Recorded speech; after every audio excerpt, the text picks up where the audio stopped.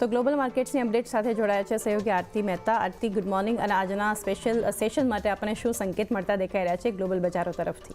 Good morning ચાંદની. Special session છે આપણા market માટે, પણ યુએસ માર્કેટની વાત કરીએ તો ગઈકાલે પણ એક તેજી સાથેનો કારોબાર આપણને અહીંયા જોવા મળતો દેખાયો હતો. રેકોર્ડ ઊંચાઈ પર આપણને જે S&P 500 છે અને નાસ્ડેક જે છે તે આપણને બંધ થતા દેખાયા હતા. જે રીતે આપણે ગઈકાલે પણ ચર્ચા કરી હતી, AI વાળા જે ટેક શેર્સ છે તેમાં એક ઉછાળો આવ્યો છે અને તેને કારણે ખાસ કરીને નાસ્ડેકને ઘણો સપોર્ટ મળતો દેખાયો છે અને નવો જોશ જે છે તેને આપણને નાસ્ડેકમાં જોવા મળતો દેખાયો છે.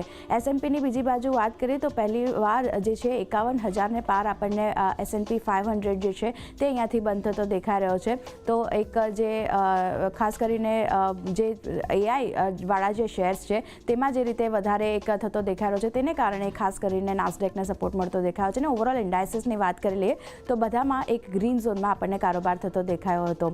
વાત કરી લઈએ અન્ય કયા સંકેતો મળતા દેખાઈ રહ્યા છે તો US IMS મેન્યુફેક્ચરિંગ PMIના જે ડેટા આવ્યા હતા તે થોડાક નબળા રહેતા દેખાયા છે.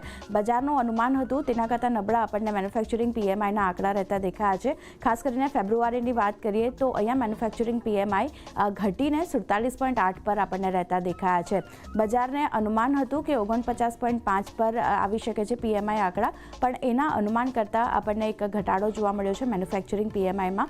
તો ફરી એકવાર ચિંતા જે છે તે આપણને થોડી ઘણી બનતી દેખાઈ શકે છે. પણ ઓવરઓલ જે રીતે નાસ્ડેક અને S&P 500માં આપણને તેજી જોવા મળતી દેખાય છે અને ઓવરઓલ ઇન્ડાઇસીસ ગ્રીન ઝોનમાં બંધ થતા દેખાય છે.